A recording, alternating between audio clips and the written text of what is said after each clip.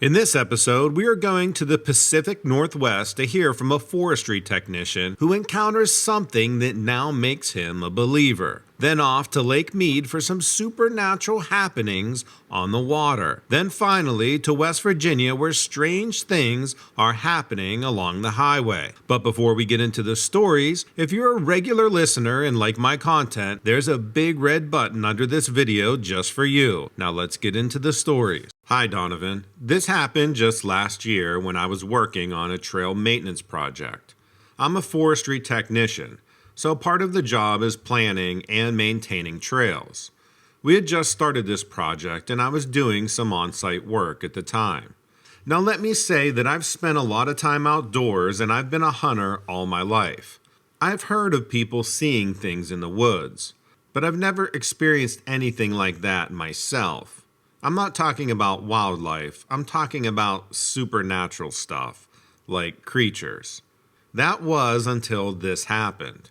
You could say that I'm a bit of a skeptic, because unless I can see it or touch it, I'm not going to believe it exists. I'm referring to things that shouldn't exist, like Bigfoot. I've always thought that was just folklore because I've spent a considerable amount of time in the forests of the Pacific Northwest. And I have never, ever come across anything like that or any trace of something like that existing. Now, this isn't about Bigfoot, but I say Bigfoot or Sasquatch because that is the only creature that I know of that almost everyone has heard of. I'm not sure what the consensus is out there, but I was never a believer before I saw what I'm about to share with you.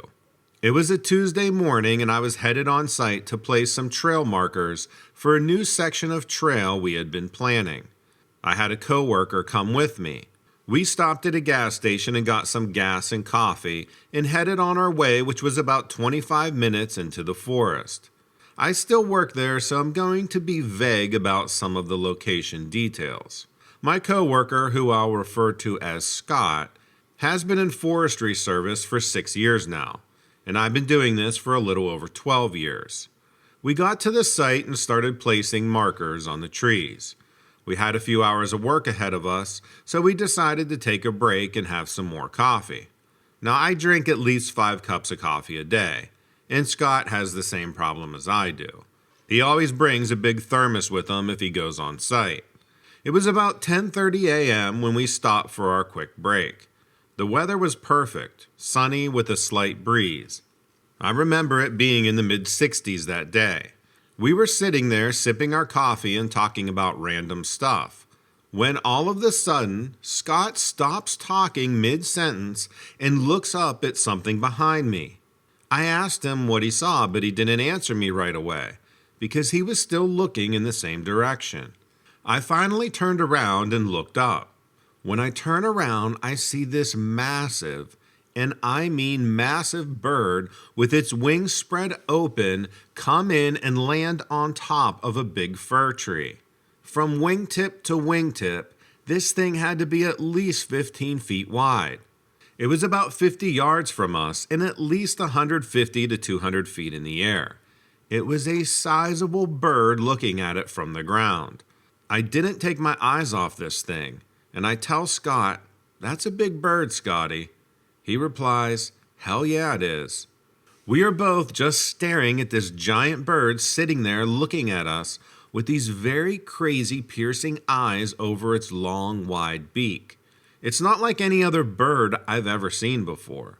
It looks like a cross between a bat and a shoebill stork. You know those crazy looking storks with the evil stare and really long beaks? That's what it reminded me of.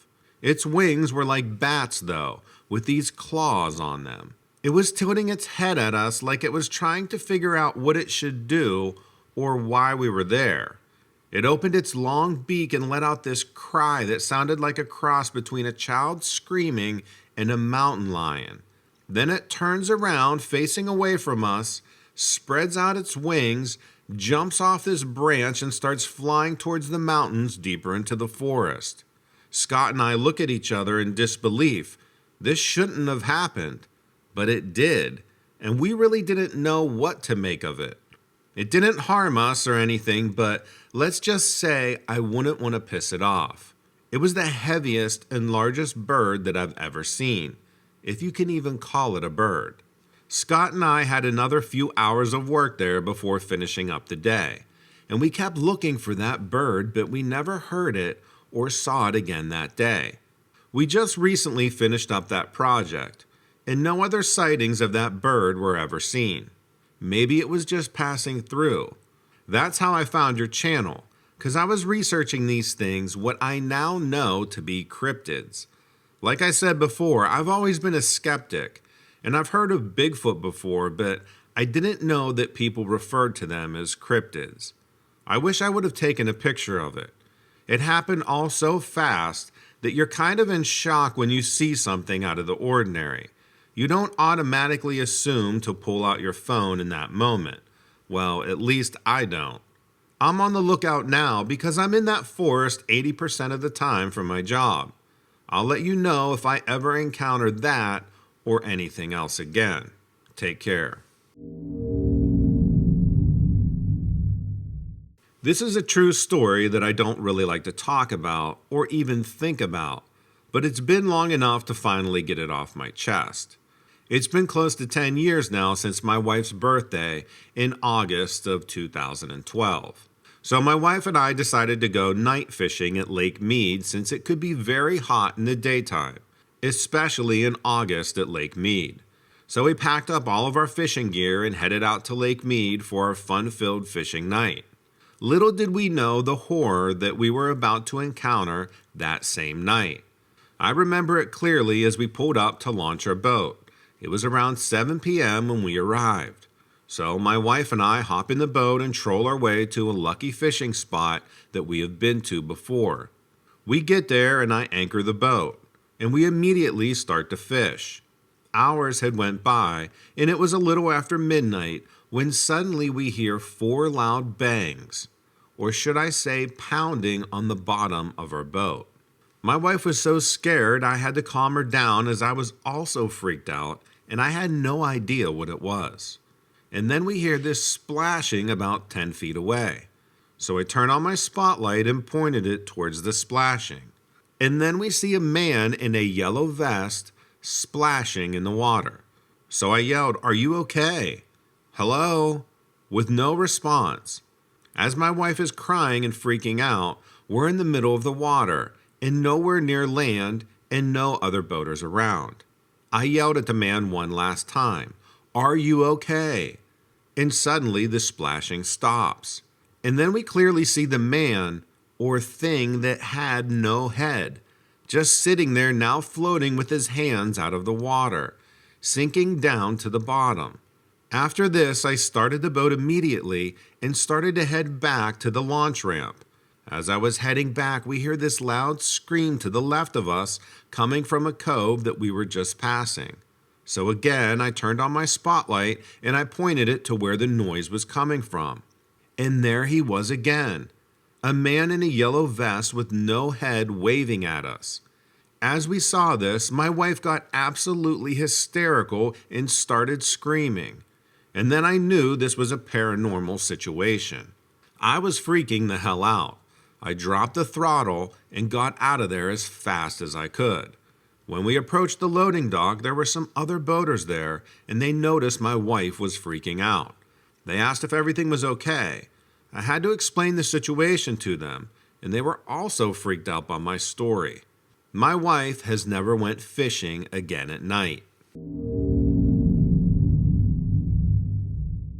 My girlfriend and I were on our way back from a long weekend of hiking, heading back to Charleston, West Virginia.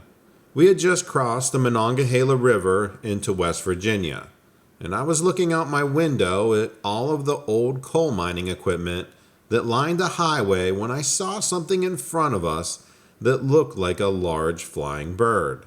It looked like it was flying in formation with another object. It was only about a half-mile ahead of us, and it seemed to be traveling with the other object. I told my girlfriend we were going to stop so we could get a better look at it. She didn't want to stop. She was ready to get home, and she thought it might be a big hawk or some other predatory bird that was flying after another bird. I started to pull over and explained it wouldn't take long. I just wanted to get a better look at this thing. There was something weird about it. Unfortunately, by the time we stopped, it had gotten too far away from us to tell with any certainty what it was. This thing flew up into the sky and disappeared from view within seconds. My girlfriend eventually got out of the car and yelled to me asking what I thought it was. By this time, I had started to make my way through the traffic, heading in the direction I last saw it. I didn't want to tell her what I thought it was because she doesn't believe in anything paranormal or the unexplained. But after watching me dance through traffic, she finally got out of the car to catch up with me.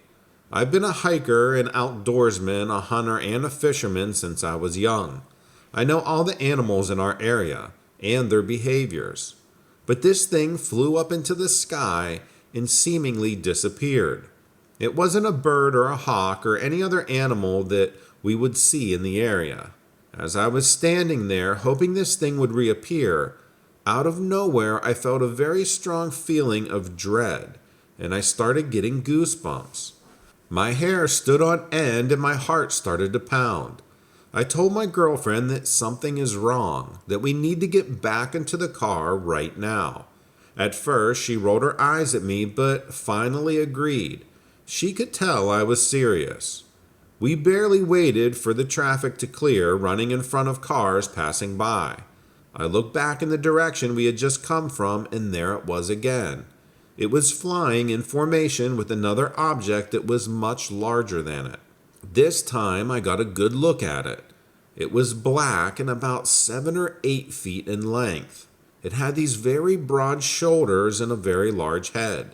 Its eyes were red and the mouth was wide open like it was screaming, but no sound was coming out of it. My girlfriend saw it this time too. Now she was freaked out. All she kept saying was, "What was that? What could that have been?" Like I said, I'm an outdoorsman and I was blown away. She was practically beside herself. I kept trying to talk about what I thought the creature was. I told her about cryptids and that thousands and thousands of people have had these experiences. She wouldn't even entertain the idea. She thought there had to be a logical explanation for it. We drove the rest of the way home in silence. Eventually, we got home, and as soon as we pulled into our driveway, she jumped out of the car and ran inside. I told her I was going to go for a walk and that I would be back in a bit. I was kind of annoyed. I didn't really want to go outside because we lived pretty close to where we saw this thing, but I needed a minute to think about this. I walked around for about 30 minutes, and then I got that feeling of dread again, and a huge shadow passed over me. I decided not to push my luck and I ran back to my house. We both know something happened that night. At this time, I was probably somewhere between the 8th grade and freshman year of high school. I think it was this summer right before my freshman year. I was over at my buddy's house and we were playing Xbox in his bedroom. His parents were both asleep, and I want to say it was somewhere between midnight and 1 in the morning. After drinking a couple of energy drinks before, we were pretty much charged to pull an all-nighter. Staying up, playing video games, pretty much what all 14-year-olds do. Outside of my friend's house, his neighbors are all the way to the right. To the left is a large empty lot. Behind his house goes a little bit of an empty field. And then it's not necessarily forest, but just more of undeveloped land. Since his house is the very last house in a newly developed neighborhood, if you go beyond the forested area or the undeveloped land, you hit a couple of more commercial streets and some more residential streets. And then finally the high school that we go to. So it's not like we're out in the middle of nowhere. Although his neighborhood road is quiet, it still gets a fair amount of light traffic now and then. And due to his right neighbors having extremely bright security lights, there's no reason whatever this was that we saw should have stepped foot anywhere around his house. So there we are in the middle of playing video games, when all of a sudden we hear this very loud crash outside. It sounded like somebody taking those plastic recycling bins and chucking them into the side of the house. We were both startled, immediately paused our game and decided to check it out. My buddy doesn't have any pets, so we immediately chalked it up to maybe a couple of raccoons, but raccoons don't make that much noise. Even if they do, somehow knock over a garbage can. We both went to investigate. We went to his back door, turned on his porch light, and looked around. We didn't see any signs of anything. We thought that was weird. He does have 2 trash containers. One was full and one was empty, but both were untouched. We kind of just shrugged our shoulders, looked at each other, and went back to go playing video games. His mom could literally sleep through an earthquake. Somehow she didn't hear it nor wake up. About 15 minutes later, we heard another crash bang outside the house. This is when my buddy started getting paranoid that somebody was possibly casing his house or trying to break in. So he reached into his closet, pulled out this steel baseball bat that he used to have from doing Little League Baseball. I was unarmed, so I just decided to follow after him. We marched out to his living room, went back to his back porch, and flipped on the light. Again, I didn't see anything, but on the way to the front living room window, we passed by the kitchen. And as you pass by the kitchen, like most houses, there's a tiny window right above the sink that gives you a perfect view of the back lot that goes all the way back to the undeveloped land. During the daytime from this window, you have a full view of that part of the neighbor's fence. But as we're walking by, we see this large shape go by the window towards the living room area. We both stopped, and my friend stuck his arm out as if to block me, saying, "Did you see that?" I quickly looked, but I didn't see anything. His blood had turned cold, and his face was turning white. That's when we started to see a large shadow move in front of his living room window. We couldn't really see much because the curtains were covering it, but there was some light pouring in bright enough that we could see this large shape of what we originally thought was a person. But the more we stared, the more we could tell that this was abnormally large. If it was a person, they had to have at least several jackets on or wearing some sort of costume, because they were way too big to be a standard-sized person. My friend and I stood there watching this thing as it paused. It lifted its head up and moved it around. In that moment, that's when we got a perfect silhouette of what it is we were looking at. This thing had the head of what looked to be a hyena. Judging from the silhouette and judging from the little amount of details the light would give us, this thing was kind of crouched down, so we couldn't really make out much. But then, as it moved closer to the front door, or should I say past the front door, it appeared to fully stand up. And yes, I said stand up just like a person does on 2 legs, which nearly reconfirmed for both me and my friend that this was a person indeed. Although its head was completely wrong, and as it walked by, we both realized this wasn't a person, even though it looked like one. The shape, the size, and the head were all wrong. We quickly scrambled back to his bedroom and peered out his window on the side of the house to see if we could see anything. We couldn't, but we could hear it walking around. I say it because I truly don't know what it was. Maybe an animal, maybe something else. I've never in my life heard of any sort of dog or animal that walks on its hind legs comfortably and continuously. I know bears have a habit of it for a short distance, and I think there might be other animals here and there that do that, but only for short little bursts. They don't just do it normally and act comfortable like that's their natural position. But there was just something very wrong. We stood by looking out the window and listening for anything else. And although the light was very minimal, we couldn't really see any shadows or any signs, but we could hear it walking around. It had heavy footsteps, and it was closer to the front of the house. We didn't know what it was doing. At this point, we were contemplating walking up to his mom. Not exactly sure what to do, but knowing his mother, she would tell us and scream at us to get out, and that it's probably just our video games turned up way too loud. So we quickly decided against that. We sat there listening, and it eventually seemed to disappear. This had been about after 20 minutes of intently listening. The sound just kind of dissipated. We then decided to walk up by the screen glass door. We turned on the porch light. Yet again, we didn't see anything. So my friend, trying to be brave, opens up the back door, calls out for anyone around. Nothing. The eerie thing is, there was no sound out there at all. You could practically hear a pin drop. There were no crickets, no cars, no sign of anything. I never heard the night so still in my life.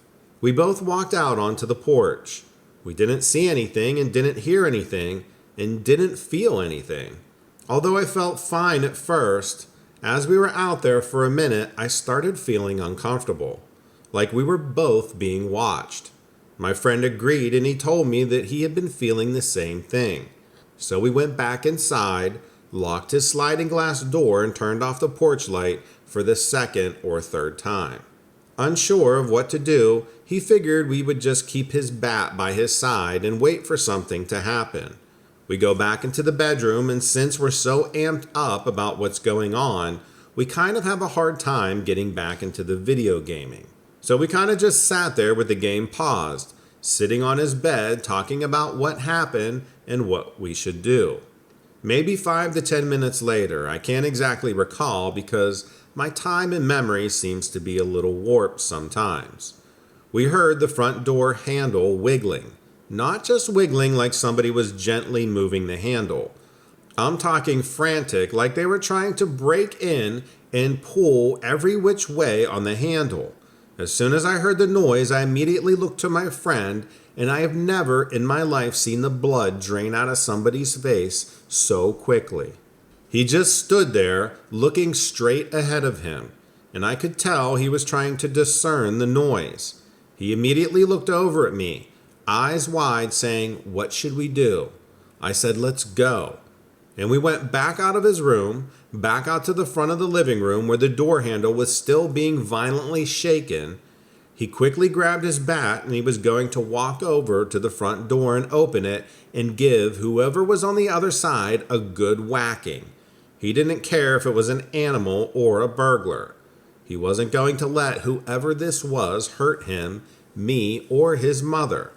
But as quickly as he began approaching the door, I was whisper screaming at him to stop, because we don't know what's on the other side. But as he got within about 5 feet of the door, it stopped. And then we heard that large shape take off to the left of the house. It sounded like a freaking herd of zebras taking off.